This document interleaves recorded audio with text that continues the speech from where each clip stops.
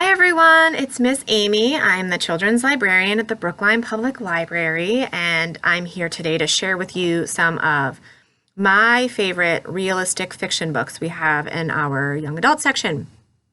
All three of them have a dual timeline, so they go back and forth between what's happening right now and what happened in the past that led us up to what's happening right now. And I love these books. I have a hard time putting them down. I find it very compelling because it's like I just want to know what happened to get us here. So I'm going to start out with Deposing Nathan by Zach Smedley. It is about Nate. He is 16. He lives in a very strict household. It's his dad and his aunt who he lives with. His dad works a lot, so he's mostly with his aunt who is very, very rigid. And Nate's not really a rule breaker. He pretty much does everything they tell him to until he meets Cam. Cam is new to town, and as they become friends, he's constantly pushing Nate to go beyond the boundaries set for him. And as their friendship progresses, they sort of run into a lot of problems and conflicts because of this. And then we find them sitting together in a room where Nate is giving a deposition on Cam having stabbed him. The two got into some sort of fight, and Cam has stabbed Nate.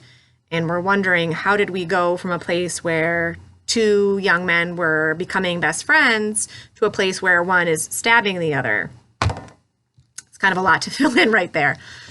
Next, we have This Side of Salvation.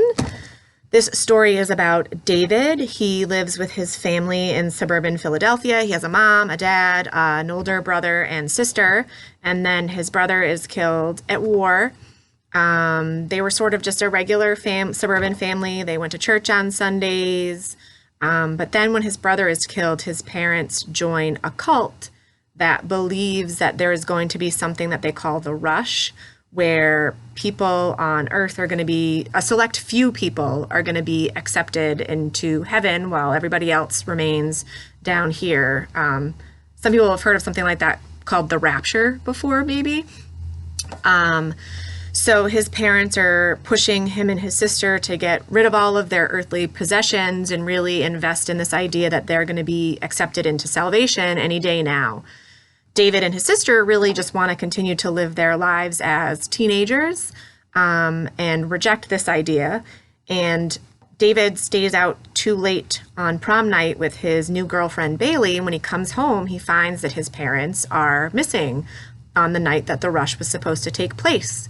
So we go back and forth between him and his sister right now, trying to figure out what has actually happened to their parents and the other events in their life that have led up to this moment.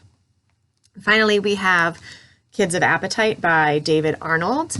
The two main characters in this book are Vic, who is 16. He has something called Mobius syndrome that affects the muscles in his face so that he doesn't have proper control over them, and it gives him sort of this asymmetrical look.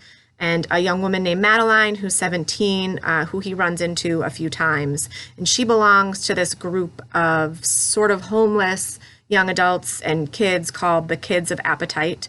There are three other individuals, Baz, who's 27, Zuz, who is 20, and Coco, who is only 11. And they've sort of formed this ragtag family unit together. Vic encounters them while he's trying to spread his father's ashes after he's run away from home.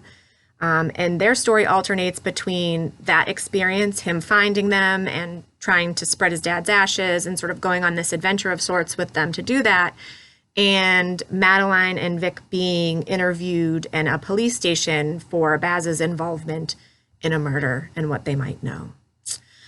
So those are the three books. I loved all three of them. If that sort of storyline, the alternating timeline, interests you, I would highly recommend that you check them out.